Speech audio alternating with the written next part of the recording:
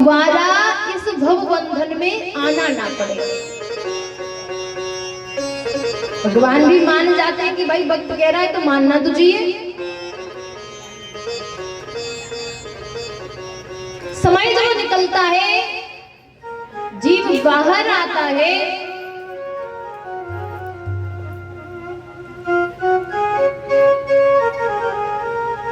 तो नवजात शिशु होता है, छोटा सा होता है ना,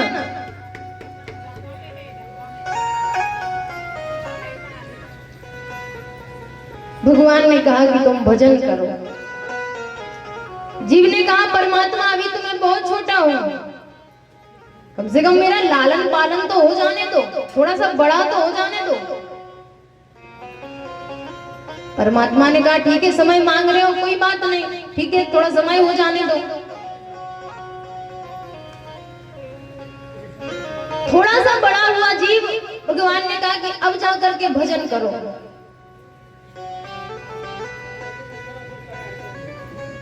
तो जीव ने कहा कि भगवान अभी तो हम इतने छोटे हैं, कम से कम पढ़ाई तो कर लेने दो, पढ़ाई लिखाई हो जाए फिर चलते हैं भजन करेंगे।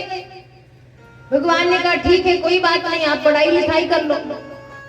अब जैसे ही पढ़ाई लिखाई पूरी हुई, भगवान ने कहा अब भजन करो। तो जीव कहता है परमात्मा संसार में आए हैं तो विवाह तो करने दो। कहा ठीक है विवाह भी कर लो। भगवान ने कहा अब तो विवाह हो गया, अब जाकर के भजन करो।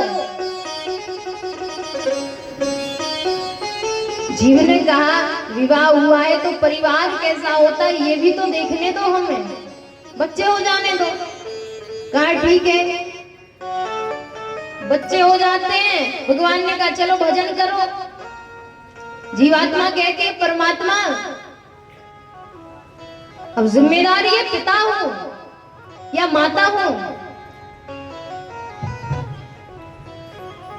तो इसका लालन पालन, इसकी पढ़ाई लिखाई तो और करने दो। भगवान कहते हैं ठीक है। बालक बड़ा हो गया, परमात्मा ने कहा कि अब भजन करो। तो जीव ने कहा कि परमात्मा अब थोड़ी घर में एक बहू आ जावे तो अच्छा लगता। घर पर बहू आ जाती, यहाँ बहू को क्या बोलते हैं, बहू ही बोलते हैं ना, तो कहा बहू आ जाती घर में तो अच्छा रहता घर। तो परमात्मा ने कहा ठीक है बहू भी आ जाने दो। बहू आ गई महाराज, कहा अब भजन करो। जीवात्मा ने कहा महाराज भजन तो कर लेते, लेकिन थोड़ा नाती बेटा और हो जाते, नाती बेटा और हो जाते तो उनको और देखे जाते, फिर पता नहीं कब क्या।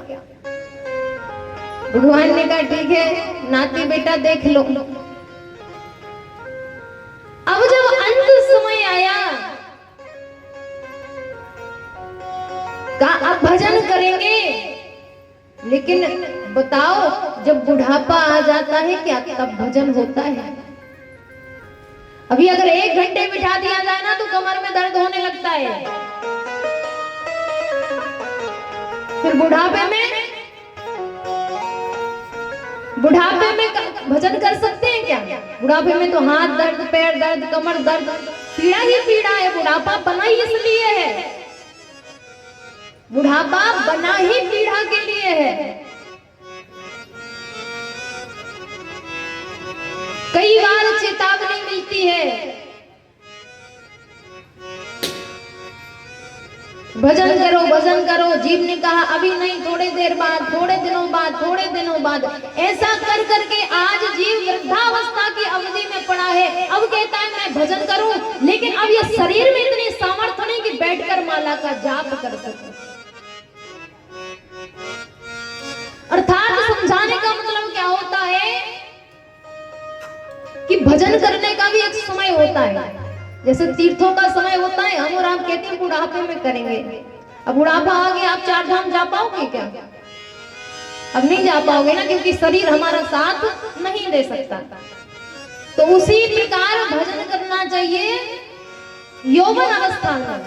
वैसे तो बाल्यकाल में प्रारंभ कर दो, लेकिन यौवन अवस्था से हमें भजन करना चाहिए, वो समय होता है भजन का। लेकिन महाराज भजन करना तो दूर, हम तो भगवान के लिए 10 मिनट का भी समय नहीं निकालते। किसी ने कहा कि भगवान ने हमें मानव शरीर दिया है, हम भजन करते हैं। भजन करना चाहिए, भगवान का धन्यवाद करना चाहिए। तो क्या 24 घंटे का दिन होता है? तो तुम 22 घंटे भजन करो। जीवन का महाराज 22 घंटे। तो उन्होंने कहा ठीक है, तुम्हारे लिए एक सुविधा कर देते हैं, 12 घंटे भजन करो, 4 घंटे भजन कर लो। जीवन का महाराज 4 घंटे भी भजन नहीं कर सकते। कहा क्यों? 4 घंटे भी भजन नहीं कर सकते क्योंकि नौकरी भी करनी है, सोना भी है, भोजन भी करना है, व्यवसाय भी करना है, सारे काम करने हैं और समय नहीं है। चाहे कितना ही समय हो महाराज, फिर भी हम क्या कहते हैं कि समय नहीं है। तो कहा कि ठीक है 1 घंटा भजन कर लो। जीव को वो 1 घंटा भी बहुत ज्यादा लगता है। भगवान के सामने गए, हाथ जोड़े और ऐसे ऐसे ऐसे ऐसे करके और बस हो गई पूजा, हो गया भजन। शाम को आए तो अपन ने तो खाए मालपुआ, तो भगवान को रख दिया 1 गिलास दूध। भगवान दूध में ही बने रहे और तुम मालपुआ खाओ।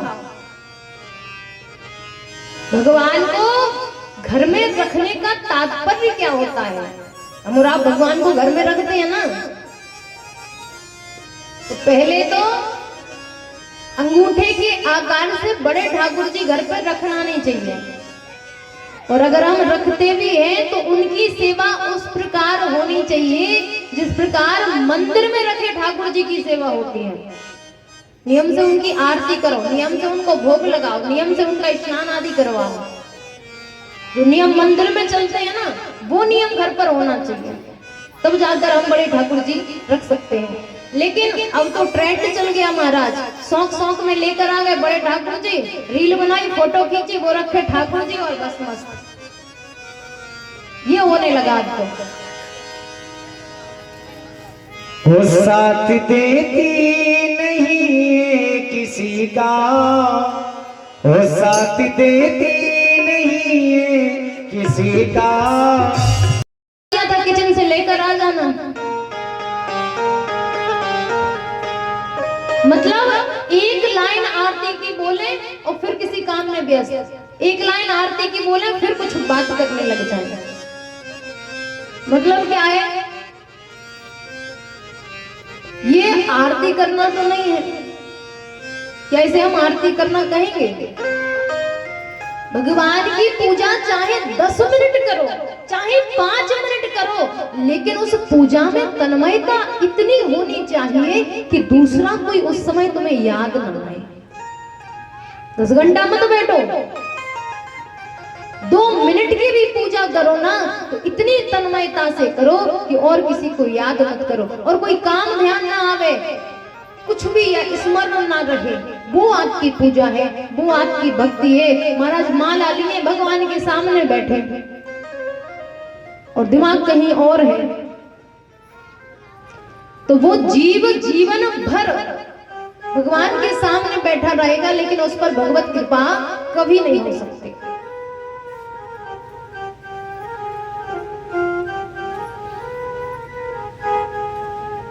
आज श्री सुखदेव जी महाराज कहते हैं, राजा परीक्षित, कल आपने जो कथा श्रवण की है ना, उन कथाओं से आपको क्या शिक्षा मिलती है? इतनी सारी आपने कथाएं श्रवण करी हैं, तो उन कथाओं से आपको क्या शिक्षा मिलती है? श्री सुखदेव जी महाराज कहते हैं, राजा परीक्षित, एक बात सदैव स्मरण रखना, अगर तुम भक्त हो तुम्हारे मार्ग में बाधा आती है, भगवत मार्ग में बाधा आती है, और यदि वो बाधा तुम्हारा पिता है, तुम्हारा पति है, तुम्हारी पत्नी है, तुम्हारा पुत्र है, कोई भी है, उसको त्याग देना चाहिए।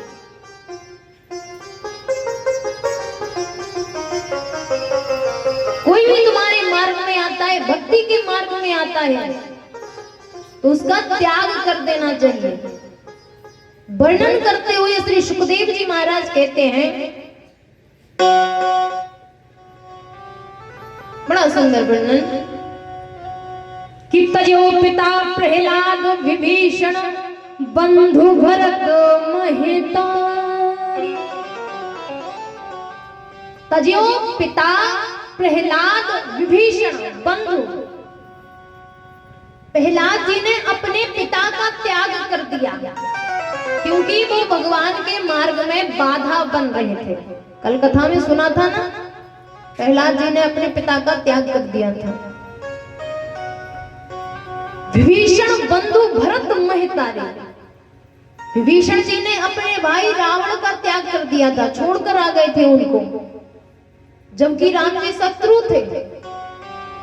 लेकिन अगर रावण जैसा भाई है, अनीति का कार्य करता है, पापकृत कर्म करता है, गलत मार्ग पर जाता है, तो ऐसे भाई का त्याग कर देना ही उचित है। विभीषण जी ने त्याग कर दिया, बताओ भगवान मिले कि ना मिले?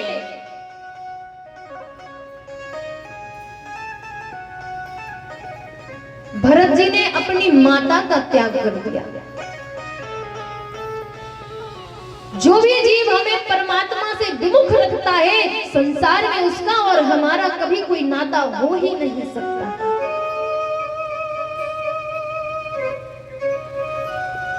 कल कथा श्रवण करी थी बलि महाराज की, बलि गुरु तजो कंत बन तनहि। जब शुक्राचार्य जी ने कहा कि संकल्प मत लो,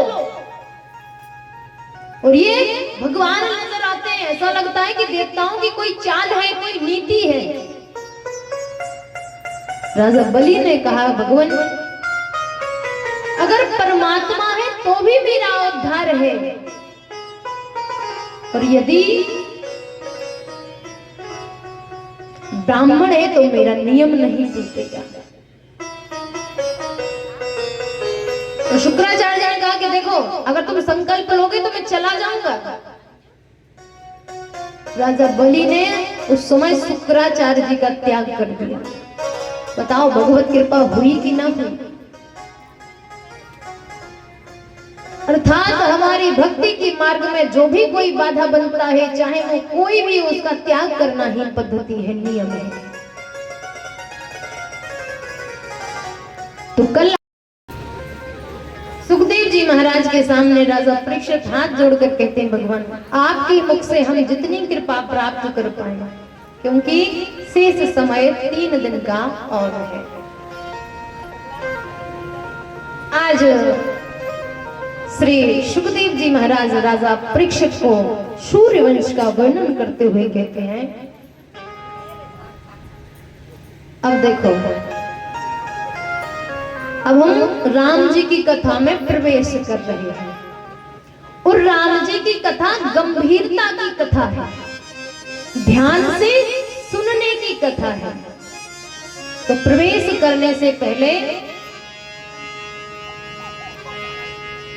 वो सीताराम जी की प्यारी रजधानी लागे। किस किस को प्यारी लगती है? राम जी की कथा किस किस को प्यारी लगती है? राम जी किस किस को प्यारे लगते हैं? अयोध्या धाम कौन कौन गया है? अयोध्या नहीं गए? चलिए कथा के माध्यम से, भजन के माध्यम से सभी लोग अयोध्या चलते हैं, भाव से झूमते हुए मस्ती में।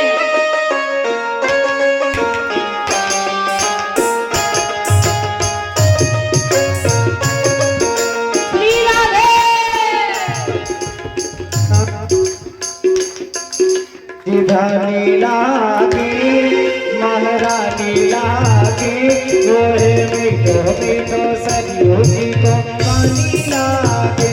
ओ सीताराम जी की प्यारी रजरानी लागे, महारानी लागे, गोरे मीठो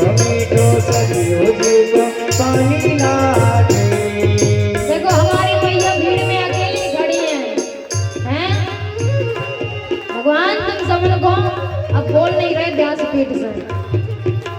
तुम सबको शर्म आ रही, मैया अकेली खड़ी है, थोड़ी सी शर्म हो तो तुम भी खड़े हो जाओ।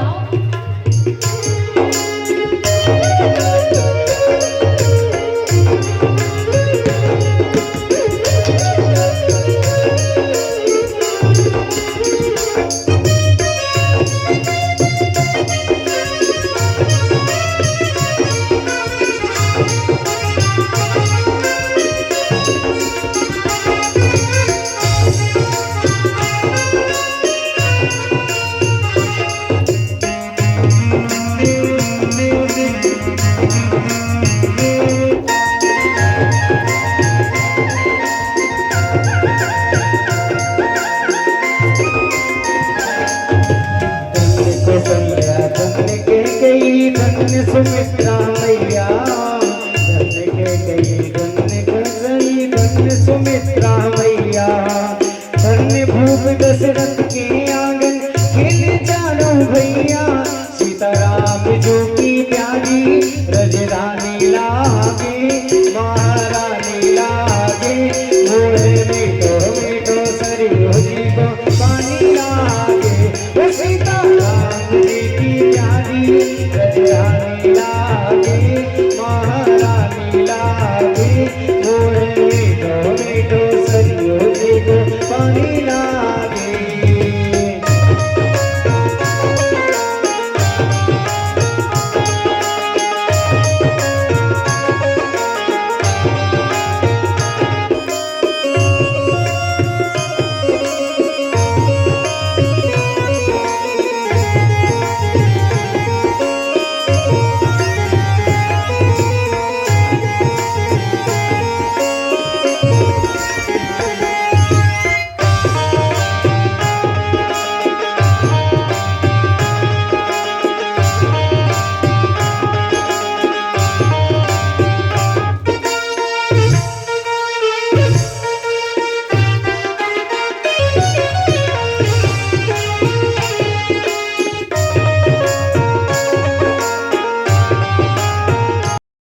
महाराज सूर्यवंश का निरूपण करते हुए कहते हैं, राजा परीक्षित, इसी सूर्यवंश में श्री राघवेंद्र सरकार ने जन्म लिया, प्रकट हुए।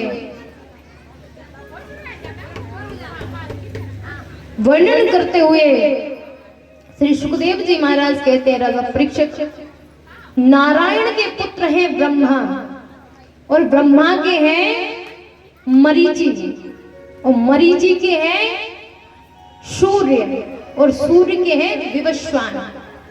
विवस्वान को ही वैवत्स मनु कहा जाता है, और इन्हीं का नाम सूर्य देव है। श्री सुखदेव जी महाराज वर्णन करते हैं कि राजा परीक्षित, इन्हीं को नाम से इस वंश का नाम सूर्य वंश पड़ा है।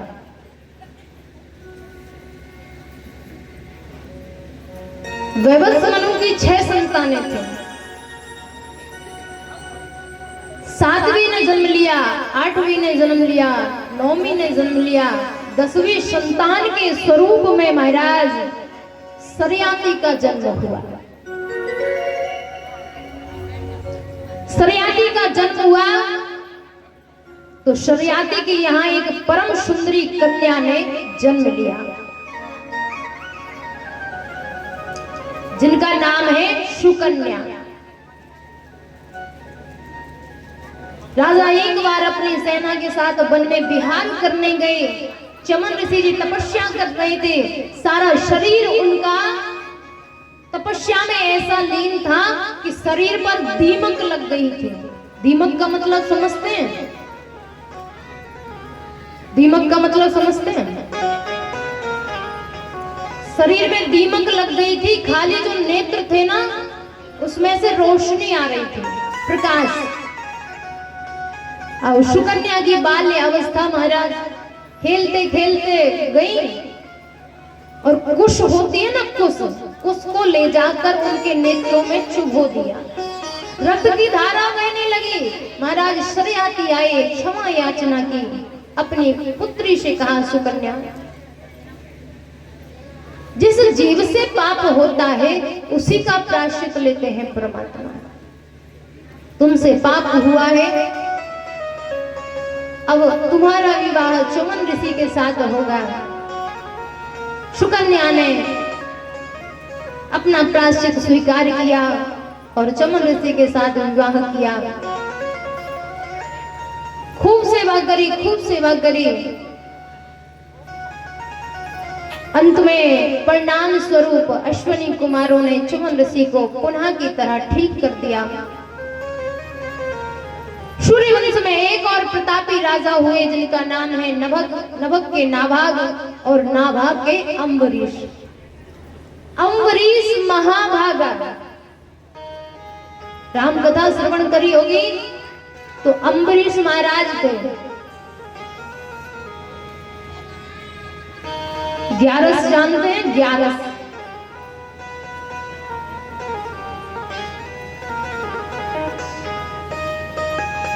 11 का व्रत नहीं करते आप लोग?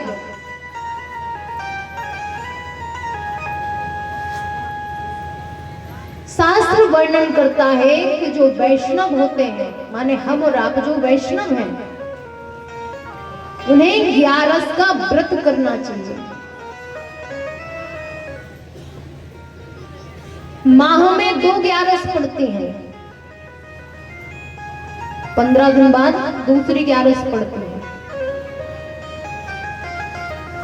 तब जाकर एक 11 आती है जिसे हम निर्जल कहते हैं, निर्जला 11। वर्णन करता है कि शास्त्र जो जीव 12 11 व्रत धारण करता है, उसे जीवन में किसी भी प्रकार की कठिन परिस्थिति का सामना नहीं करना पड़ता। 11 से एक कथा आती है, पहले कथा सुन लीजिए फिर आकर चर्चा करते हैं। एक भक्त थे महाराज, जन्म हुआ उनका,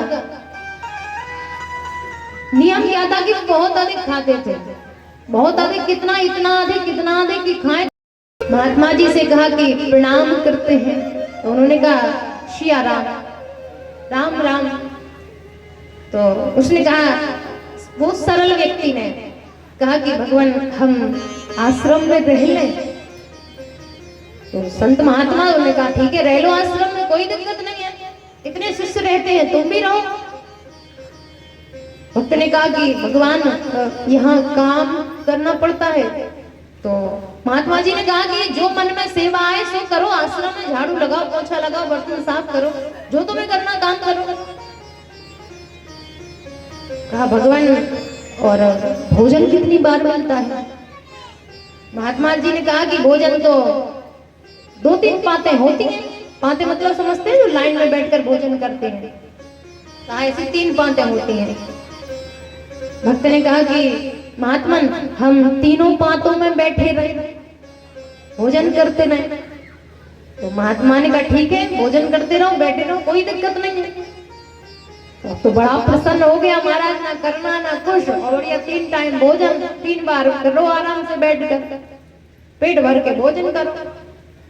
अब हुआ क्या, रहने लगा तो 2-4 दिन निकले, सो एकादशी आ गई। और जैसे ही एकादशी आई महाराज, तो देखा आश्रम में सन्नाटा। कैसा सन्नाटा कि जो रसोई थी ना, रसोई में भोजन बनता था ना, तो आज रसोई में कोई नहीं है। आज रसोई में कोई भी नहीं है। अब महाराज बेचारे को लगा कि रसोई में कोई है नहीं, भोजन बना नहीं, अब तो हम मर ही जाएंगे। भागते भागते महात्मा जी के पास कहा भगवान, और आज भोजन नहीं बना, हमें तो बड़ी भूख लगी। महात्मा जी ने कहा कि बच्चा हम तुमको बताना भूल गए, आज 11 है, आज एकादशी है। तो कहा महाराज एकादशी है तो क्या करना पड़ेगा? कहा आश्रम में सब लोग व्रत करते हैं, और अब तुम भी आश्रम में रहते हैं तो तुम भी व्रत करो। हाथ जोड़कर बोला महात्मा जी एकादशी तो कर लेंगे, लेकिन द्वादशी देख नहीं पाएंगे, उससे पहले मर जाएंगे। कहा तो फिर क्या करें, अब आश्रम में तो भोजन बनता ही नहीं है, सब व्रत करते हैं। महात्मा जी ने कहा एक काम करो, तुम सूखी सामग्री ले जाओ और थोड़ी दूर नदी है, नदी के पास वृक्ष के नीचे बैठकर भोजन बनाना और भोजन बनाकर भगवान को प्रसाद लगाकर ही भोजन करना। भक्त ने कहा कि ठीक है।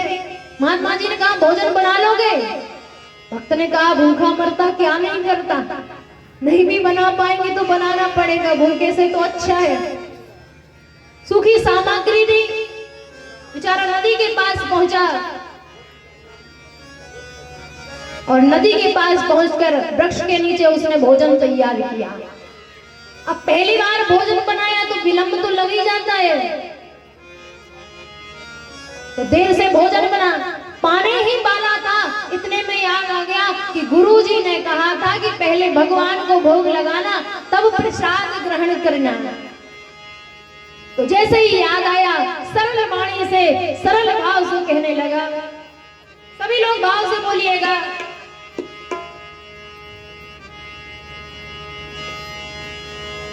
ऐसे देखते हैं मानो अब पता नहीं क्या कहने वाले हैं। अब नहीं बोल रहे कि खड़े हो जाओ, बैठे रहो।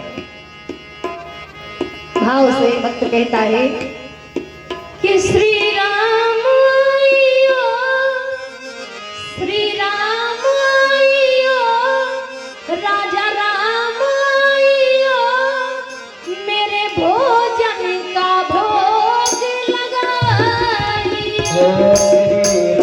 श्री राम आइयो, राजा राम आइयो, मेरे भोजन का भोग लगाइयो।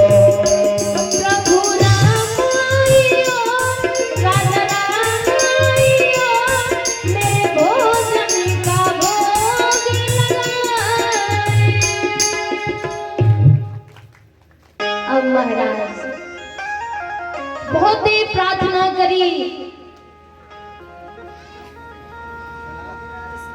तो आपको बताया था ना कि सच्चे हृदय से जो भी भक्त भगवान को पुकारता है वही भगवान प्रकट हो जाता है। भगवान प्रकट हो गए, लेकिन राम जी भी बड़े कौतुकी हैं। राम बाम दस सीता सोई। अब उसने बुलाया था राम जी को अकेले, लेकिन सीता जी भी आ गई। प्रणाम किया, बोले भगवान आपने आने में बड़ी देर कर दी, इतनी भूख लगी, इतनी भूख लगी कि क्या बताएं आपको। अब आप जल्दी से प्रसाद ग्रहण करो और हम पा गए।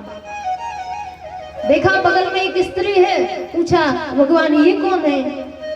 तो राम जी ने कहा कि हमारी पत्नी है, इनका नाम सीता है। तो भक्त ने अब रोटियों को देखा, रोटियों को देखा और भगवान को देखा, फिर रोटियों को देखा, फिर भगवान को देखा। भगवान ने कहा कोई दिक्कत है क्या? भक्त ने कहा दिक्कत तो कोई नहीं है, लेकिन पूरी एकादशी नहीं तो आधी तो हो ही जाएगी, क्योंकि एक को बुलाया था और तुम दो आ गए। लेकिन आप हमें इतने अच्छे लगते हैं, इतने प्रिय लगते हैं, प्रेम से पाइए। वापस आश्रम में आया महाराज। 15 दिन बड़े जल्दी निकलते हैं। पुनः एकादशी आई, गुरुजी से कहा कि हमको जाना पड़ेगा। तो गुरुजी ने कहा कि बच्चा वो तो जाना ही पड़ेगा, क्योंकि आश्रम में भोजन नहीं बनता। आज गुरुजी से कहा कि थोड़ी सामग्री बढ़वा देना। तो कहा क्यों? तो उसने कहा कि आपके भगवान एक ही बोला था आपने और दो आ गए थे, इसलिए आप थोड़ी सामग्री बढ़वा दो। गुरु जी को लगा कि हो सकता है भूखा रहता होगा बेचारा, इसलिए बोल रहा है, सामग्री बढ़वा दो। सामग्री बढ़ाकर लेकर गया, स्नान किया, ध्यान किया और वृक्ष के नीचे भोजन बनाया, भोजन तैयार किया और फिर से कहने लगा कि सीताराम आइयो, राजा राम आइयो, मेरे भोजन का भोग लगाइयो। राजा राम आइयो, मेरे भोजन का भोग लगा। कुछ ही क्षणों में द्वादशी के बाद त्रयोदश प्रारंभ होने वाला है और आपको कुछ ना कुछ पान कर लेना चाहिए, वरना आपका व्रत अधूरा रह जाएगा। तो जलपान करने वाले थे, इतने में दुर्वासा जी आ गए। देखा तो क्रोधित हो गए कि तुमसे जरा भी सबर ना हुआ, क्षमा मांगने लगे। क्रोधित दुर्वासा ने अपनी जटा को पृथ्वी पर पटका, कृत्या नाम की राक्षसी पैदा हो गई। अम्बरीश को मारने के लिए दौड़ी, लेकिन व्रत का प्रभाव, स्वयं श्री हरि विष्णु का सुदर्शन चक्र राजा अम्बरीश की रक्षा करता था। चक्र आया, कृत्या को भस्म कर दिया, दुर्वासा जी के पीछे पीछे चल दिया। आज दुर्वासा जी महाराज यहाँ वहां यत्र तत्र भागने लगे, लेकिन कहीं भी किसी ने शरण नहीं दी। जिस प्रकार राम कथा में आपने श्रवण किया होगा, मैया जानकी जी बैठी थी, इंद्र का पुत्र जयंत चोंच मार देता है। उस समय भगवान सिंह धनुष संधान करते हैं, तो तीनों लोकों में यहाँ तक कि अपने पिता के भी पास जाता है, लेकिन कोई भी उसकी रक्षा नहीं कर सकता। आज जब जैसे ही यत्र तत्र भागने लगे महाराज, तो काहू बैठन कहा ना ओही, राख को सकहि राम कर द्रोही। जो भगवान से बैर रखते हैं ना, वो किसी के सगे नहीं होते, वो किसी का नहीं हो सकता। जो भगवान के प्रति बैर भाव की भावना रखता है,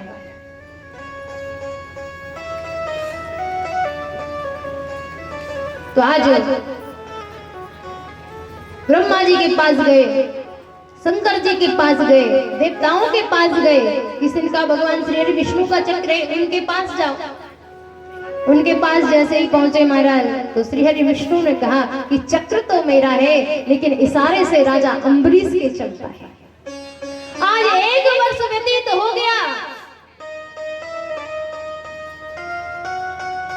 1 वर्ष व्यतीत हो जाने के बाद जब घूमते घूमते दुर्वासा ऋषि पृथ्वी पर आए, तो देखा उसी अंजूरी में जल लिए महाराजा अम्बरीश खड़े हुए थे।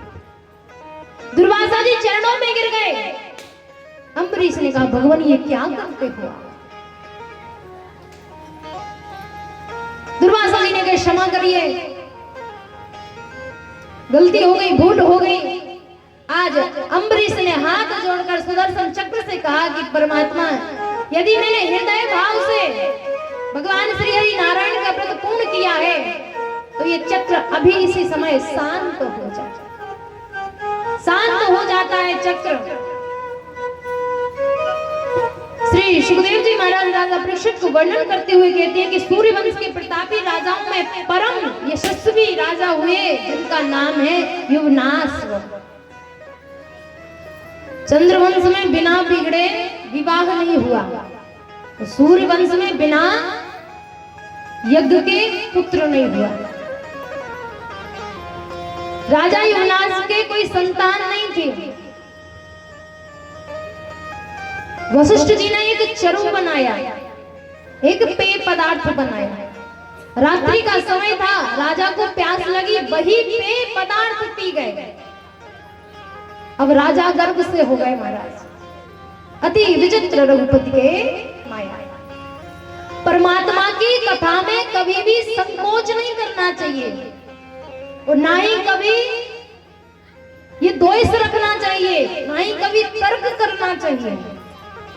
क्योंकि यदि तर्क करोगे ना, तो भगवान की कथा कभी समझ में ना आएगी। वशिष्ठ जी ने ध्यान लगाकर देखा, तो कहा, राजन अब तो पुत्र आपको ही होगा। जब ध्यान लगाकर देखा तो पुत्र आपको ही होगा, तो युवनाश्व राजा का पेट चीर कर उस पुत्र को बाहर निकाला जाता है, जिसका नाम होता है मानधाता। मानधाता के पुत्र मुष्कुंद बड़े ही यशस्वी तपस्वी थे महाराज। उन्हीं के वंश में आगे चलकर त्रिवंदन, त्रिशंकु, राजा हरिश्चंद्र और एक और परम विचित्र राजा हुए, जिनका नाम है बाहुक।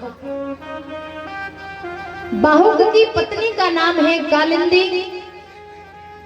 देवी कालिंदी गर्भ से हुई, तो जो अन्य रानियां थीं उनको ईर्ष्या हो गई कि हमें कोई संतान नहीं है और इनको संतान होने वाली है, तो जहर दे दिया, विष दे दिया। वशिष्ठ जी ने ध्यान लगाकर देखा तो कहा, राजन, इस बालक के जो माथे पर जहर रखा हुआ है, और जब वो बालक जहर के साथ उत्पन्न हुआ, गर को कहते हैं जहर, और जब वो बालक गर अर्थात जहर के साथ उत्पन्न हुआ तो उस बालक का नाम सगर पड़ गया। राजा सगर का विवाह हुआ। उनकी भी दो पत्नियां थी, एक सुमति, दूसरा केशनी।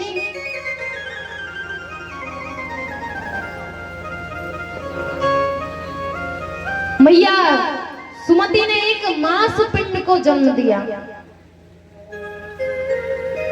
और केसनी ने असमंजस को। जब मांस पिंड को जन्म दिया तो देवी केसनी को क्रोध आ गया, तो उस मांस पिंड के 60,000 टुकड़े कर दिए। भगवान की कृपा, वो 60,000 टुकड़े 60,000 पुत्रों में परिवर्तित हो। आज राजा सगर ने अश्वमेध यज्ञ किया। यज्ञ का घोड़ा इंद्रदेव चुरा कर ले गए, और जब इंद्रदेव चुरा कर ले गए महाराज,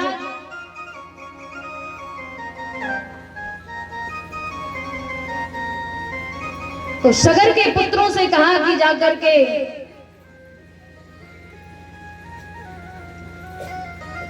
राजा सगर ने अपने पुत्रों से कहा कि यज्ञ के घोड़े को ढूंढ कर लावे। इंद्र वही अश्वमेध यज्ञ का घोड़ा कपिल मुनि के आश्रम में बांध देते हैं। असमंजस को लगा कि कपिल देव ने ही हमारे घोड़े को चुराया है, वही उन्हें मारने की चेष्टा करते हैं। इतने में समाधि खुलती है और नेत्र खोलते ही वो भस्म हो जाते हैं। आज असमंजस के पुत्र अंशुमान, अंशुमान के पुत्र हुए दिलीप। दिलीप ने मैया गंगा को प्रसन्न किया, लेकिन फिर भी देवी गंगा पृथ्वी पर नहीं आई। उन्हीं के पुत्र भागीरथ तपस्या करते हैं, तो वर्णन आता है कि एक अंगूठे का जो पैर होता है ना, उस अंगूठे के पैर, उस अंगूठे का जो पैर होता है ना, उस अंगूठे के बल पर ही खड़े होकर के भागीरथ जी ने मैया गंगा की तपस्या करी। 1 वर्ष तक पैर के अंगूठे पर खड़े होकर तपस्या करने के बाद अनेक शर्तें मनवाकर देवी गंगा इस पृथ्वी पर अवतरित होती हैं। बोलिए गंगा महारानी की। देव जी महाराज राजा परीक्षित से वर्णन करते हुए कहते हैं, राजा परीक्षित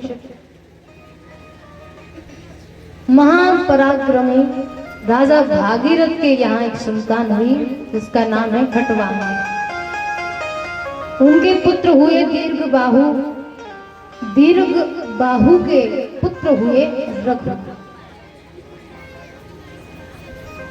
महाराज रघु के नाम से ही सूर्य वंश रघुवंश में परिवर्तित हो गया।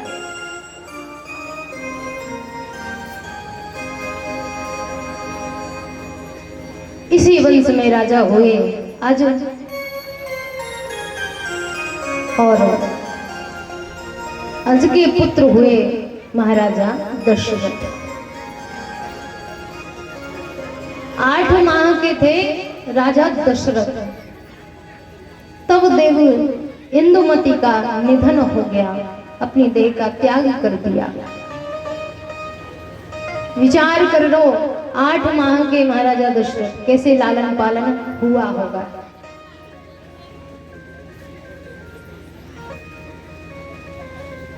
समय बदलता गया। महाराजा दशरथ के एक नहीं 3 विवाह हुए। कौशल्या, कैकेयी, सुमित्रा। 60 वर्ष व्यतीत हो गए, महाराजा दशरथ को कोई संतान नहीं। आज आयु 60 वर्ष की हो गई, लेकिन कोई संतान नहीं है। लेकिन मन में कोई विचार भी नहीं है। क्यों नहीं है? क्योंकि जब तक हमारे दुख का हमें कोई स्मरण न करा दे तब तक हमें हमारे दुख का अनुभव नहीं होता है। कोई स्त्री निसंतान हो तो दूसरी स्त्री जाती है उसके पास, आपको कोई संतान नहीं है, कैसे रहती होगी, इतना बड़ा घर है, अकेली, बुरा लगता होगा। तो उस स्त्री को बुरा लगेगा कि बात तो सही है, मुझे कोई संतान नहीं है, इतना बड़ा घर है, मैं कैसे रहूंगी। तुम्हारे उसे दुख नहीं था, लेकिन तुम्हारे कहने से उसका दुख बढ़ गया। उसी प्रकार राजा दशरथ को यह ज्ञान, यह भान नहीं था कि हमें कोई संतान नहीं है। महाराज महापराक्रमी चक्रवर्ती महाराजा दशरथ एक बार जंगल में शिकार खेलने के लिए गए। जंगल में शिकार खेलने के लिए गए, जैसे ही धनुष पर बाण का संधान किया महाराज,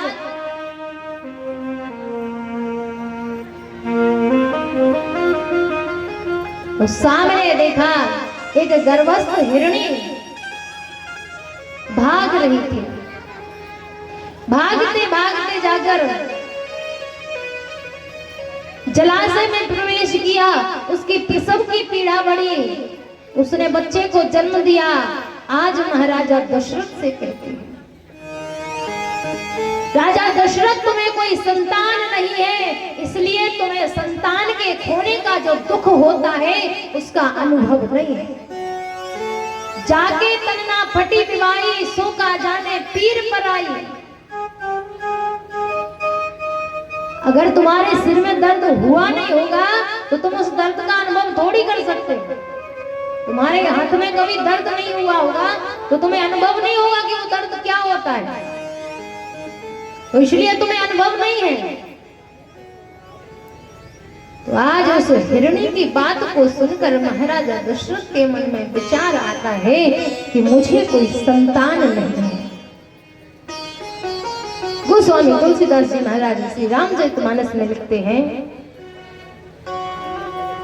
कि एक बार त्रेता योग माही, एक बार त्रेता युग माही, एक बार भूपति मन माही, एक बार भूपति मन माही, एक बार भूपति मन माही, एक बार भूपति मन माही।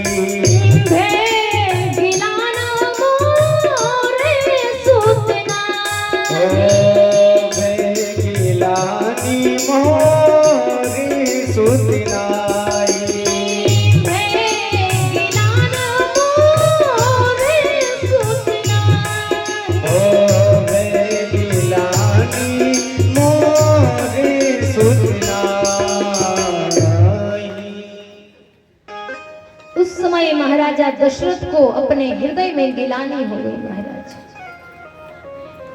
मणियों जड़ित माला, सुंदर सी खड़ाऊ, सुंदर सा पीतंबर, सुंदर सा बक्षस्थल, भुजदंड पहने, बाजूबंद पहने, मकराकृत कुंडल पहने, मणियों से भी बहुमूल्य मुकुट को धारण किए हैं।